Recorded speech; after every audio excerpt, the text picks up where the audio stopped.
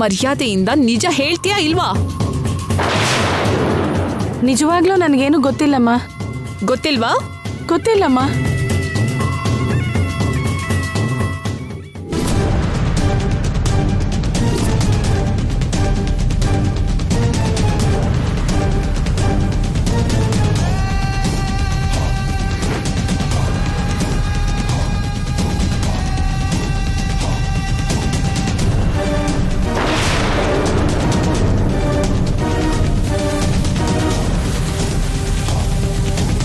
ಎಂಥ ಮನುಷ್ಯನ ಹತ್ರ ಬೇಕಾದ್ರೂ ಇದು ನಿಜ ಹೇಳ್ಸತ್ತೆ.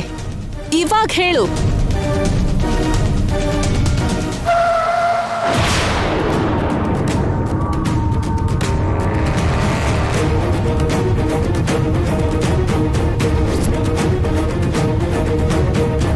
ನಮಗ್ ಬಂದಿರೋ ಇನ್ಫಾರ್ಮೇಶನ್ ಪ್ರಕಾರ ರಾಜಿ ಅವ್ರ ಮನೆ ಇದೇ ಬಾವ.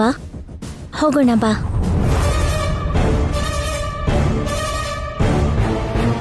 ರಹಸ್ಯಗಳು ಪ್ರಾಣನೇ ತೆಗೆಯತ್ತೆ, ನಿಜಗಳು ಪ್ರಾಣನ ಕಾಪಾಡತ್ತೆ.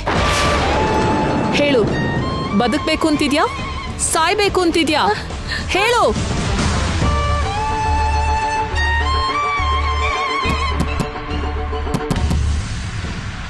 ಯಾರಾದ್ರೂ ಇದ್ದೀರಾ?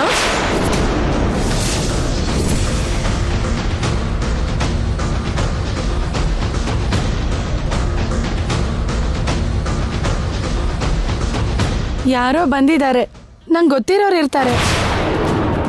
ನಿನ್ನ ನೋಡಿದ್ರೆ ತೊಂದರೆ ಆಗುತ್ತೆ. ಮರ್ಯಾದೆಯಿಂದ ಹೊರಗೆ ಹೋಗು. ಬಂದಿರೋರು ನಿನಗ್ ಗೊತ್ತಿರೋರಲ್ಲ. ಯಾರು ಬಂದಿದ್ದಾರೆ ಅಂತ ನನಗೆ ಚೆನ್ನಾಗಿ ಗೊತ್ತು. ನನ್ನ ಬಗ್ಗೆ ಅವ್ರಿಗೇನು ಹೇಳ್ಬಾರ್ದು.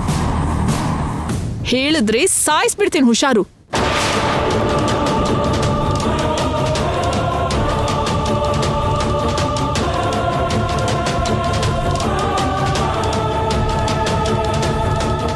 ಇಷ್ಟು ವರ್ಷ ಗೊತ್ತಾಗದೇ ಇರೋ ವಿಷಯ ಇವಾಗ ಯಾಕೆ ಗೊತ್ತಾಯ್ತು?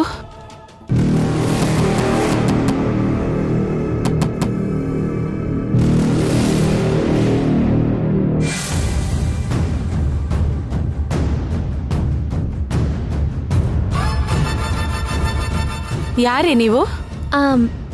ಒಳಗೆ ಹೋಗಿ ಮಾತಾಡ್ಬೋದಾ?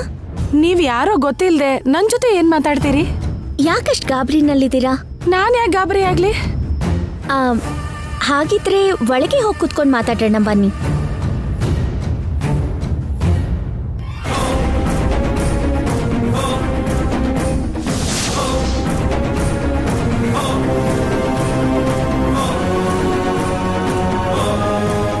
ಅವನಿಗಿಂತ ಮುಂಚೆನೆ ವೇದವತಿ ಮಗನ ಬಗ್ಗೆ ತಿಳ್ಕೊಂಡು ಅವನ್ ಸಿಗ್ದಿರೋ ಹಾಗೆ ಮಾಡಿ ಶ್ರೀಕರ್ನ ಸ್ವಂತ ಮಾಡ್ಕೊಳ್ಳೋಣ ಅಂತ ಅನ್ಕೊಂಡ್ರೆ ಈ ನರ್ಸ್ ನನ್ನ ಪ್ಲಾನನ್ನೆಲ್ಲ ಹಾಳು ಮಾಡ್ಬಿಟ್ಲು.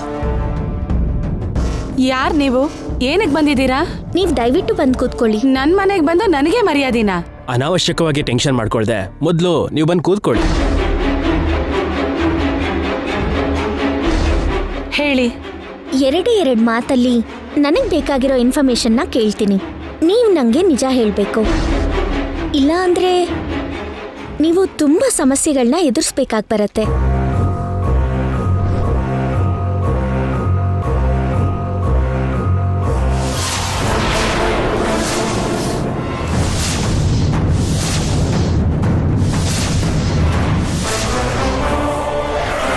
ರುದ್ರಪುರ ಗೌರ್ಮೆಂಟ್ ಹಾಸ್ಪಿಟ್ಲಲ್ಲಿ ನೀವು ಜಾಯಿನ್ ಆದಾಗ ಇದ್ದ ಫೋಟೋ, ನಿಮ್ಮ ಫೋಟೋಯಿಂದಾನೇ ನಿಮ್ಮನ್ನು ಹುಡುಕಿದ್ದೀನಿ. ನಂಗೆ ನಿಜ ಗೊತ್ತಾಗೋವರೆಗೂ ನಿಮ್ಮನ್ನು ನಾನು ಬಿಡಲ್ಲ. ವೇದವತಿಯವ್ರಿಗೆ 3ನೇ ಹೆರಿಗೆನಲ್ಲಿ ಒಬ್ಬ ಮಗ ಹುಟ್ಟ. ಆ ಮಗು ಸತ್ತೋಯ್ತು ಅಂತ ನೀವು ಹೇಳಿದ್ರಿ. ಆದ್ರೆ ಅವರು ಬದುಕೇ ಇದ್ದಾರೆ ಅಂತ ನಮಗೆ ಗೊತ್ತು. ಆ ಮಗು ಎಲ್ಲಿದೆ? ಯಾರ ಹತ್ರ ಇದೆ? ನನಗೇನು ಗೊತ್ತಿಲ್ಲ. ನೀವು ಇದೇ ಆನ್ಸರ್ ಕೊಡ್ತೀರಾ ಅಂತ ನನಗೆ ಗೊತ್ತಿತ್ತು. ಅದಕ್ಕೆ ನನ್ನ ಅರೇಂಜ್ಮೆಂಟ್ಸ್ ಜೊತೆ ನಾನು ಬಂದಿದ್ದೀನಿ.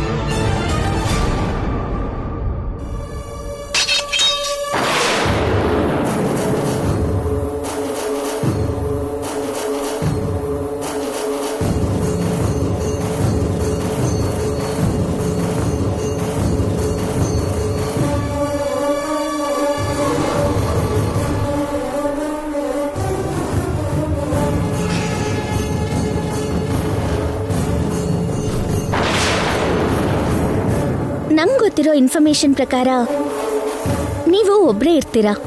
ಮತ್ತೆ ಆ ಶಬ್ದ ಏನು? ಯಾರಿದ್ದಾರೆ?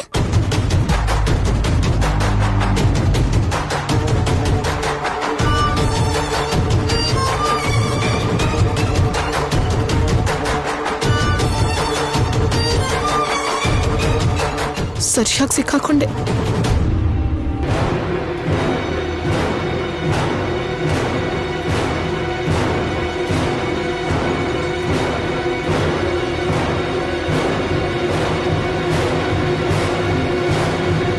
ಯಾರೂ ಇಲ್ಲ ರೀ, ನಾನೊಬ್ಳೇ.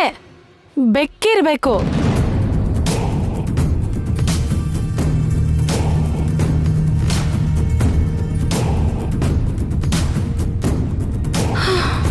ಮರ್ಯಾದೆಯಿಂದ ಕೇಳ್ತಿದ್ದೀನಿ, ಆ ಮಗು ಎಲ್ಲಿದೆ, ಏನ್ ಮಾಡಿದ್ರಿ ಅಂತ ಹೇಳಿ.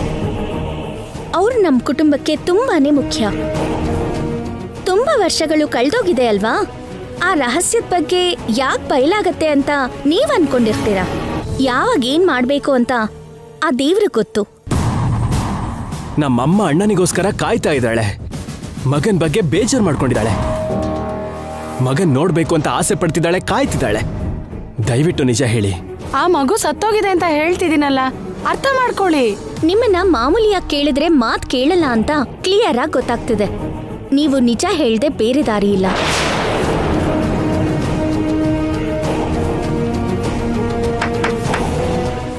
ಯಾರನ್ನು ಕರ್ಕೊಂಡು ಬಂದಿದ್ದಾಳೆ?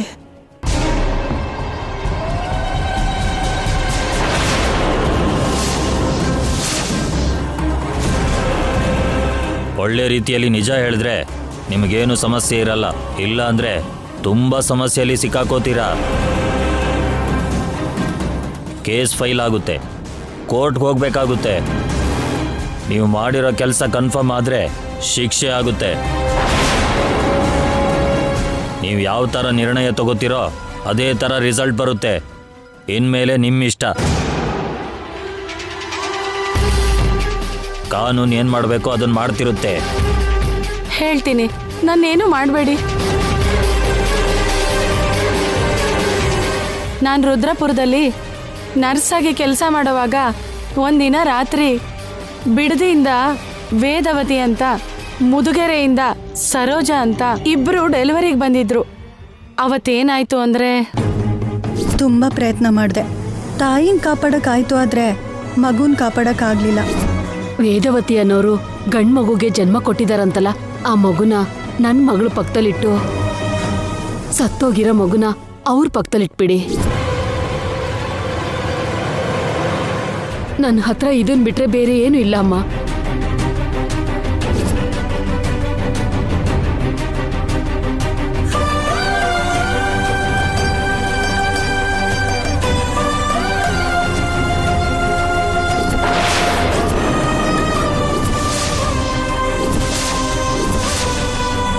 ಆ ದಿನ ದುಡ್ಡಿಗೆ ಆಸೆ ಪಟ್ಟು ಆ ಕೆಟ್ಟ ಕೆಲಸ ಮಾಡಿಬಿಟ್ಟೆ.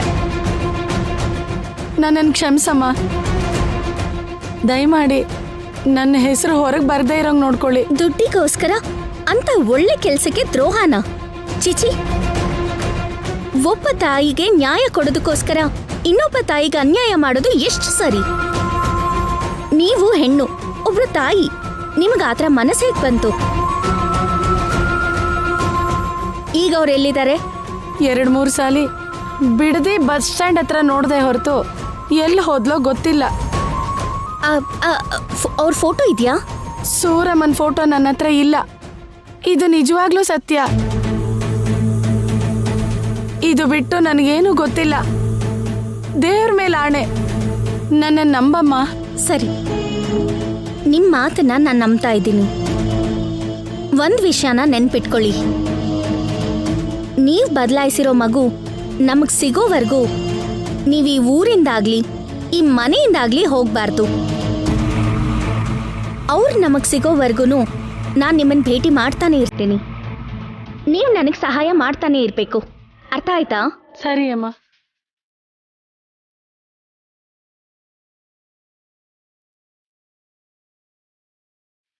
ತಗೊಳ್ಳಿ. ಅವಾಗ ಪಾಪ ಮಾಡಿದ್ರಿ, ಇವಾಗ ಅದನ್ನ ಪುಣ್ಯವಾಗಿ ಬದಲಾಯಿಸ್ಕೊಳ್ಳಿ. ಅವ್ರು ಕಾಣಿಸಿದ್ರೆ ಈ ನಂಬರ್ಗೆ ಕಾಲ್ ಮಾಡಿ. ಹಾಗೆ ಮಾಡ್ತೀನಮ್ಮ.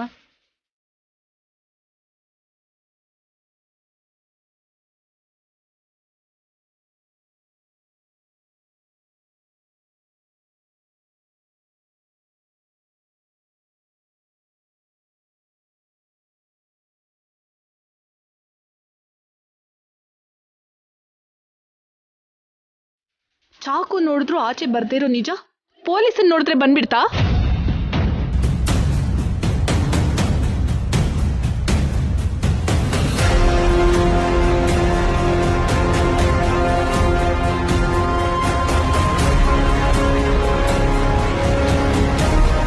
ಆ ಸೂರಮ್ಮ ಕಾಣಿಸ್ತಿದ್ದ ಹಾಗೆ ಮೊದಲು ನನ್ನ ನಂಬರ್ಗೆ ಫೋನ್ ಮಾಡು. ನಿನಗೆ ಚೆನ್ನಾಗಿ ವರ್ಕೌಟ್ ಆಗತ್ತೆ. ಅವ್ರಿಗೆ ಫೋನ್ ಮಾಡಿ ಹೇಳೋದ್ರಿಂದ ಯಾವ ಉಪಯೋಗನೂ ಇಲ್ಲ. ನಿನಗೆ ನಿಜವಾಗ್ಲೂ ಅವರು ಎಲ್ಲಿದ್ದಾರೋ ಗೊತ್ತಿಲ್ವಾ? ಅಷ್ಟು ಹೇಳಿದ್ಮೇಲೆ ಆ ವಿಷಯ ಹೇಳ್ದ ಹೇಗೆ ಮುಚ್ಚಿಡ್ಲಿ? ಅದರಿಂದ ನನಗೇನು ಉಪಯೋಗ ಹೇಳು? ನಿಜವಾಗ್ಲೂ ನನಗೆ ಗೊತ್ತಿಲ್ಲಮ್ಮ. ಸರಿ, ಏನಾದರೂ ಗೊತ್ತಾದ್ರೆ ನನಗೆ ಫೋನ್ ಮಾಡು. ಆಯ್ತಮ್ಮ. ಮಾಡಿದ ಪಾಪ ಬಿಡೋದಿಲ್ಲ ಅಂತಾರೆ. ಈಗ ನನ್ನ ಪರಿಸ್ಥಿತಿನೂ ಹಂಗೆ ಆಯ್ತು. ಇದು ಎಲ್ಲಿವರೆಗೂ ಹೋಗುತ್ತೋ ಏನೋ.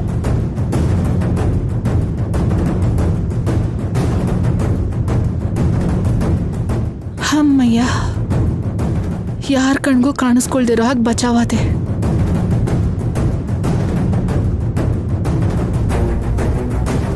Hands up.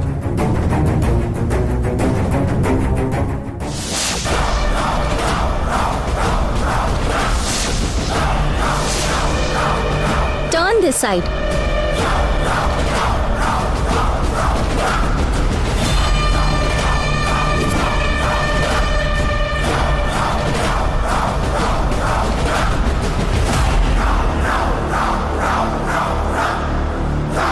ಗನ್ ಅನ್ಕೊಂಡ್ಯಾ?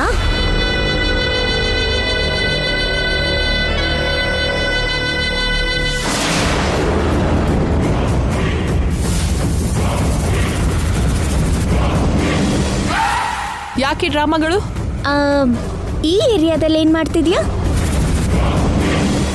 ಈ ಏರಿಯಾಗೆ ಯಾಕೆ ಬಂದಿದ್ದು? ಸಿಟಿನಲ್ಲಿ ಯಾವಾಗ ಯಾವ ಏರಿಯಾಗೆ ಹೋಗ್ಬೇಕು ಅನ್ಸತ್ತೋ ಆ ಏರಿಯಾಗೆ ಹೋಗ್ತೀನಿ ನಾನು.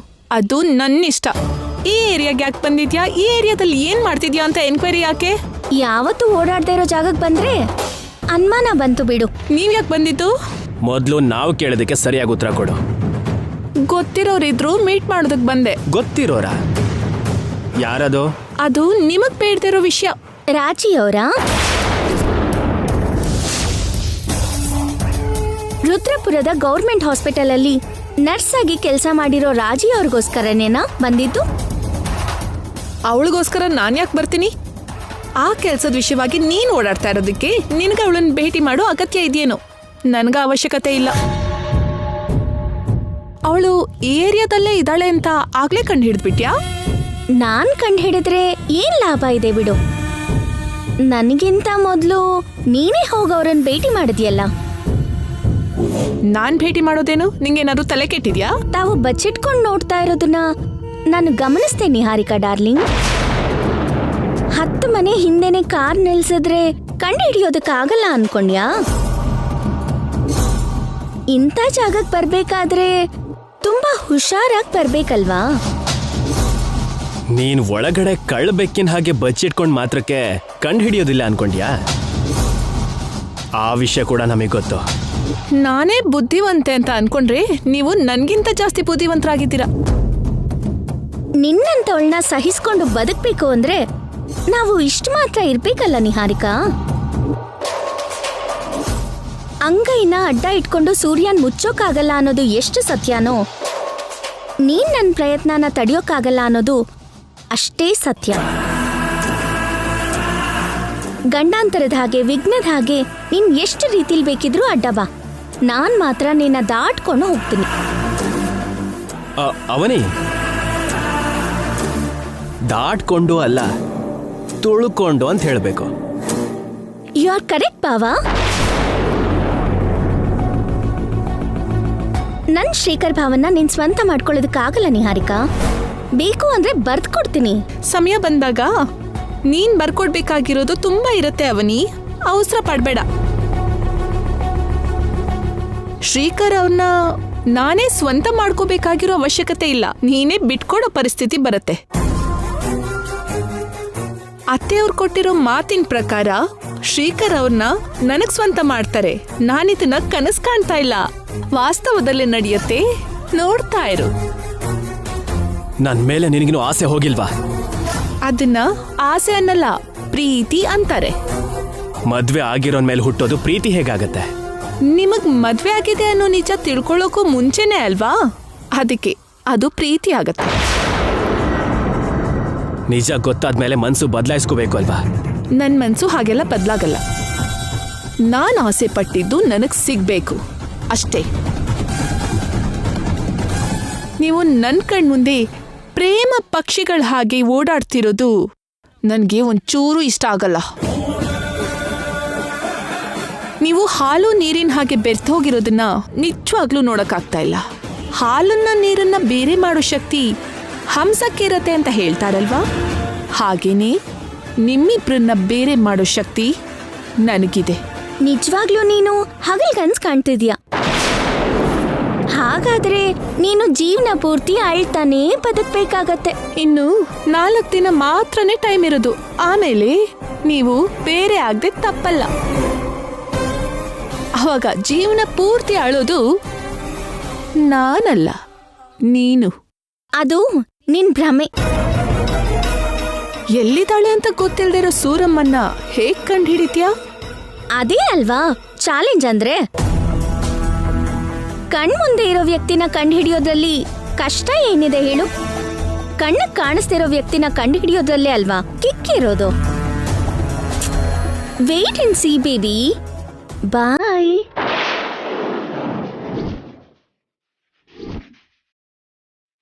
ಬಾ ಬಾವಾ.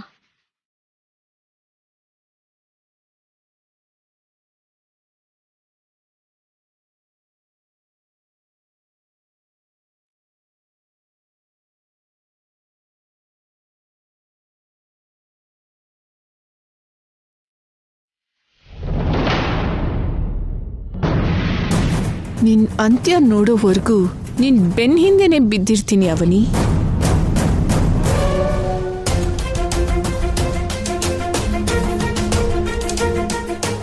ರಾಜಿ ಅವ್ರನ್ನ ಹಿಡ್ದಿದ್ದಕ್ಕೆ ಸೂರಮ್ಮ ಅವ್ರ ಬಗ್ಗೆ ಗೊತ್ತಾಯ್ತು. ಸೂರಮ್ಮ ಅವ್ರನ್ನ ಹಿಡ್ಕೊಂಡ್ರೆ ನಿಮ್ಮ ಅಣ್ಣನ ಬಗ್ಗೆನೂ ಗೊತ್ತಾಗತ್ತೆ ಬಾವಾ. ಸೂರಮ್ಮ ಅವ್ರನ್ನ ಸದ್ಯದಲ್ಲೇ ಹಿಡಿತೀನಿ. ಏನ್ ಬಾವಾ ಹಾಗೆ ನೋಡ್ತಿದ್ಯಾ? ನಿನಗೆ ಹಠ ಜಾಸ್ತಿ ಅವನಿ. ಹೆಣ್ಮಕ್ಳಲ್ಲಿ ನಿನ್ನಂಥವ್ರು ತುಂಬಾ ಕಡಿಮೆ ಜನ ಇರ್ತಾರೆ. ನಿನ್ನಂಥವ್ರೆ ವಿಮಾನನ ಓಡ್ಸಕ್ಕಾಗೋದು, ಅಂತರಿಕ್ಷಕ್ಕೂ ಹೋಗಕ್ಕಾಗೋದು. ತುಂಬಾ ಎತ್ತರ ಸ್ಥಾನದಲ್ಲಿ ಕೂತ್ಕೊಂಡು ಹೆಣ್ಮಕ್ಳು ಯಾವ್ದ್ರಲ್ಲೂ ಕೂಡ ಕಡಿಮೆನೇ ಇಲ್ಲ ಅಂತ ನಿರೂಪಿಸೋಂಥವ್ರವರು. ನಿನ್ನ ನೋಡ್ತಾ ಇದ್ರೆ ಪುರಾಣ ಕಾಲದ ಸತಿ ಸಾವಿತ್ರಿ, ಸತಿ ಅನುಸೂಯ ನೆನಪಿಗೆ ಬರ್ತಿದ್ದಾರೆ. ಏನ್ ಬಾವಾ ಇವತ್ತು ಅಷ್ಟು ದೊಡ್ಡ ಬಿರುದೆಲ್ಲ ಕೊಡ್ತಿದ್ಯಾ? ಆ ಬಿರುದುಗಳಿಗೆ ನೀನು ಅರ್ಹಳು ಅವನಿ. ಯಾಕೆ ಅಂದ್ರೆ ಆ ಮಹಾಸಾಧ್ವಿಗಳು ತಮ್ಮ ಗಂಡನ ರಕ್ಷಿಸ್ಕೊಳ್ಳೋದಕ್ಕೆ ದೈವನೇ ಎದುರಿಸಿದ್ರು.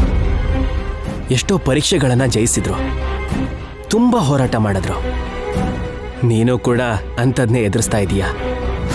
ನನಗೋಸ್ಕರ ನೀನು ಎಷ್ಟು ಕಷ್ಟಪಡ್ತಿದೀಯೋ ಕಣ್ಣಾರೆ ನೋಡಿದ್ದೀನಿ, ಇನ್ನು ನೋಡ್ತಾನೆ ಇದ್ದೀನಿ. ನನ್ನ ದೃಷ್ಟಿಯಲ್ಲಿ ನೀನು ಕಲಿಯುಗದ ಸಾವಿತ್ರಿ. ನಿನ್ನಂತ ಹೆಂಡತಿ ಪ್ರತಿ ಗಂಡಂಗೂ ಸಿಕ್ಕಿದ್ರೆ ಎಲ್ಲರೂ ಒಳ್ಳೆ ಗಂಡ ಆಗೇ ಇರ್ತಾರೆ. ಇವತ್ತು ನೀನ್ ನನ್ನ ತುಂಬಾ ತುಂಬಾ ಹೊಗಳ್ತಾ ಇದೀಯ ಬಾವಾ. ಇದು ಹೊಗಳಿಕೆ ಅಲ್ಲ ಅವನಿ. ಗಾದೆ ಮಾತಂತೂ ಅದಕ್ಕಿಂತ ಮೊದಲು ಅಲ್ವೇ ಅಲ್ಲ, ವಾಸ್ತವ. ನಾನು ತುಂಬಾ ತುಂಬಾ ಅದೃಷ್ಟವಂತ ಅವನಿ.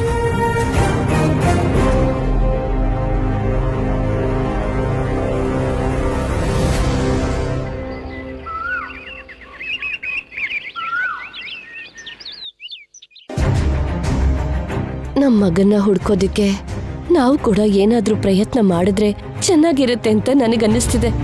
ನಮ್ಮ ಹತ್ರ ಯಾವ ಸಾಕ್ಷಿಗಳಿದೆ ಅಂತ ನಾವು ಪ್ರಯತ್ನ ಮಾಡೋಕೆ? ಈ ವಿಷಯದಲ್ಲಿ ನಾವು ನಿಸ್ಸಹಾಯಕರಾಗಿದ್ದೀವಿ ವೇದ.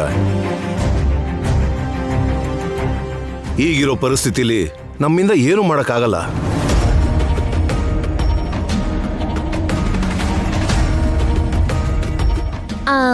ಭಾವ ಹೊರಡೋಣ್ಮ. ಅವನಿ, ನಿಹಾರಿಕಾ ವಿಷಯನ ಅಮ್ಮನಿಗೆ ಹೇಳ್ಬಿಡೋಣ ಅನಿಸ್ತಿದೆ. ನಿಹಾರಿಕಾ ವಿಷಯನ? ಏನದು? ನಾವು ಮಾಡ್ತಿರೋ ಪ್ರಯತ್ನಗಳಿಗೆ ನಿಹಾರಿಕಾ ಅಡ್ಡಿ ಮಾಡ್ತಿರೋ ವಿಷಯದ ಬಗ್ಗೆ.